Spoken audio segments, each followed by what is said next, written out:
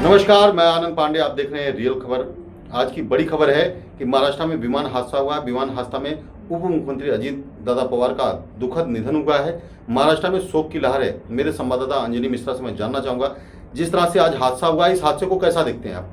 जी, अगर हम पूरे हादसे की बात करें तो कहीं न कहीं जो अजित पवार थे वो एक युवा नेता थे और कहीं न कहीं उनका जाना जो है ये महाराष्ट्र के लिए बहुत ही दुखद खबर है और महाराष्ट्र के लिए और कहीं न कहीं पूरे देश के लिए और देश की राजनीति के लिए ये बहुत बड़ी खबर है और खासकर जो है उनकी पार्टी के लिए बहुत बड़ी क्षति है ये, क्योंकि उनकी पार्टी में कहें तो ये अध्यक्ष के तौर पर पार्टी संभाल रहे थे और पूरी पार्टी जो है इन्हीं के इर्द गिर्द घूम रही थी। तो कहीं न कहीं उनकी पार्टी के लिए बहुत बड़ी क्षति है, ये महाराष्ट्र के लिए बहुत बड़ी क्षति है और कहीं न कहीं जो महायुति गठबंधन है उनके लिए बहुत बड़ी क्षति है। और हम बात करें पूरे महाराष्ट्र की तो अजित पवार का जो यूं जाना जो है किसी को भरोसा नहीं हो रहा कि अजित पवार यूं चले जाएंगे और अचानक जो है ये सुबह खबर आती है कि अजित पवार का जो है प्लेन क्रैश पे प्लेन हादसे में निधन हो गया है। ये सबको चौंका गया है। मुंबई से बारामती जिस समय जा रहे थे अजित दादा पवार, उनका विमान जो है अचानक क्रैश होता है। क्रैश की वजह कुछ निकल के आ पाई है अभी तक? जी, अगर हम क्रैश की बात करें तो इसमें कई तरह की खबरें आ रही हैं। कोई बोलता है कि ये चट्टान से टकराया और कोई बोलता है कि जो है ये जो बादल है वो धुंधला हुआ था, उसकी वजह से ये विमान हादसा हुआ है। और खबर ये भी आ रही है कि ये विमान जो है जब रनवे पे उतरा है तो रनवे पे उतरने के बाद ये विमान फिसल गया और उसके फिसलने के बाद जो है इसके फकच्चे उड़ गए। तो कई एंगल से जो इसमें खबरें आ रही हैं और एक कहीं ना कहीं ये जांच का विषय है और इसमें डीजीसीए का भी जो बयान आया है कि डीजीसीए का बोलना है कि हम पूरे मामले की जांच करेगी और वहीं ना कहीं जो यहाँ के जो वरिष्ठ नेता है, उनके जो सहयोगी पार्टी के नेता है, अगर हम बात करें अंजलि जी, पूरे अगर मामले की बात करें तो जिस तरह से विमान क्रैश होता है, विमान पूरा आग का गोला बन जाता है और उसमें 6 लोगों का यूं ही चले जाना कितना दर्दनाक है।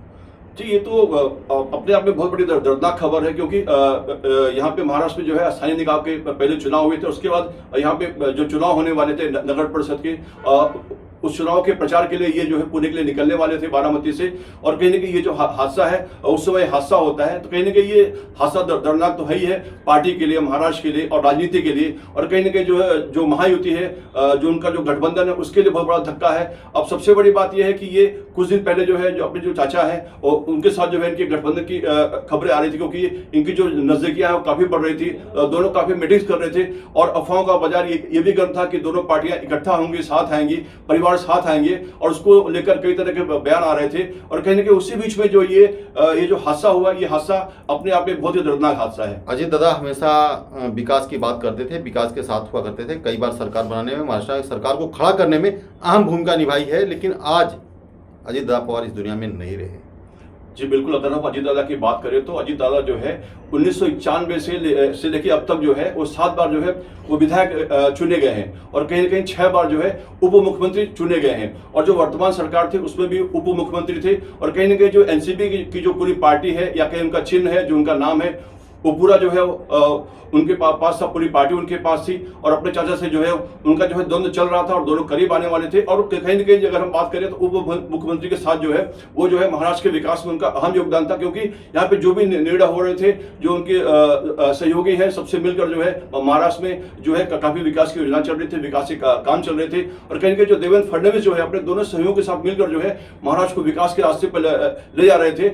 एक जो बात निकलकर सामने आई थी कि महाराष्ट्र में इस समय जो भी इंफ्रास्ट्रक्चर के काम चल रहे हैं, 51% जो इंफ्रास्ट्रक्चर जो काम महाराष्ट्र में चल रहे हैं, कहीं ना कहीं पूरे भारत के जितने भी राज्य हैं उसके मुकाबले वो काम केवल महाराष्ट्र में चल रहे हैं। तो कहीं ना कहीं ये जो है आपस में जो संतुलन था सहयोगी पार्टियों के साथ। और अजित दादा पवार की बात करें तो वो जो है उन्होंने कहा था कि हम जो है महाराष्ट्र में साथ आए तो केवल विकास के लिए, हमारी उम्र हो रही है और हम यहाँ पे जो है सिर्फ विकास पे ध्यान देंगे, विकास की बात करेंगे और महाराष्ट्र को आगे लेके जाएंगे। तो कहीं ना आगे लेके जाने की बात कर रहे थे दादा, लेकिन आज दादा अचानक एक चुनाव प्रचार के लिए यहाँ से जाते हैं, उनका विमान क्रैश होता है। उस विमान में अजित दादा पवार सहित उनके अंगरक्षक सहित कई सारे लोगों की जानें जाती हैं। इससे महाराष्ट्र को कितना बड़ा सदमा पहुंचा है और बड़ा एक सदमा लगा है। जो पार्टियां हैं उनमें भी शोक की लहर है। महाराष्ट्र को आगे बढ़ाने में अजित दादा पवार की अहम भूमिका रही है। जगह जगह पर उन्होंने कभी कभी ऐसा निर्णय भी लिया करते थे जो पार्टी और जो अपने परिवार के विरोध में हुआ करता था और जाकर के इस पूरे मामले में अगेंस्ट में जाकर खड़ा होकर के राजनीति किया करते थे, कैसे देखते हैं, किस एंगल से देखते हैं? देखिए, अजीत दादा की बात करें तो वो बहुत ही स्पष्ट वक्ता थे, स्पष्ट बोलने वाले नेताओं में वो शुमार होते थे। अगर हम बात करें तो वो संगठन में भले थे, उन्होंने पार्टी छोड़ी थी और महायुति में थे, लेकिन जो महायुति की जो बीजेपी की विचारधारा है उससे उलट जो है वो अपनी जो विचारधारा है वो उसको रखते थे और स्पष्ट बोलते थे।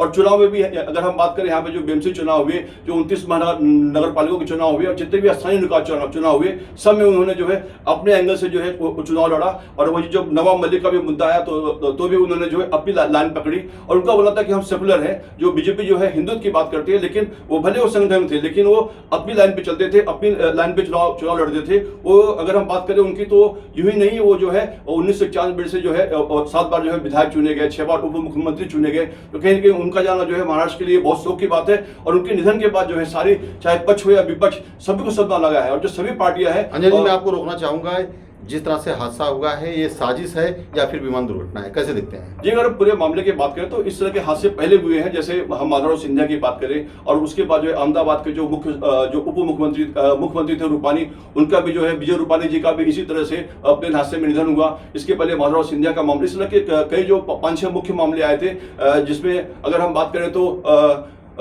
जो राजीव गांधी थे, जो उनके भाई थे संजय गांधी, उनका भी इसी तरह प्लेन हादसे में निधन हुआ था।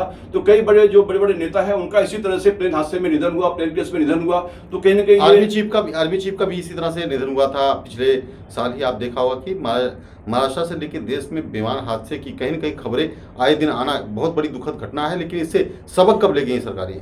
जी बिल्कुल, जब हादसे होते हैं तो सरकार कई तरह की बातें करती है, जांच की बात करती है, आयोग की बात करती है और कहीं न कहीं मीटिंग होती है, सारी जो बातें होती है इसके ऊपर, उसे ऐसा लगता है कि सिर्फ पेपरों पे दिखाई पड़ती है, उससे सरकारें कोई सबक नहीं दे रहे हैं। और खासतौर पर जो डीजीसीए है, जो डीजीसीए का जो रोल है इसमें सबसे अहम होता है। अब डीजीसीएम जो है वो जांच की बात करती है और डीजीसीए की बात करें तो हमेशा वो इसी तरह जो भी हादसे होते हैं उसमें जांच की बात करती है, लेकिन उसके बाद भी जो हादसे हैं थमते नहीं है और एक के बाद जो है ये हादसे इसी तरह होते रहे हैं, एक के बाद एक हादसे हो रहे हैं। बड़े बड़े नेता हमारे देश से चले जा रहे हैं, देश के लिए भी घातक है और लोगों के लिए घातक है। मैं आप इसी तरह से मेरे साथ में बने रहिए, हम बार बार आपसे लौटते रहेंगे और इसी तरह की जानकारियां लेते रहेंगे। आज पूरे दिन हम अजीत दादा पवार को लेकर के चर्चा करते रहेंगे। नमस्कार जी, धन्यवाद।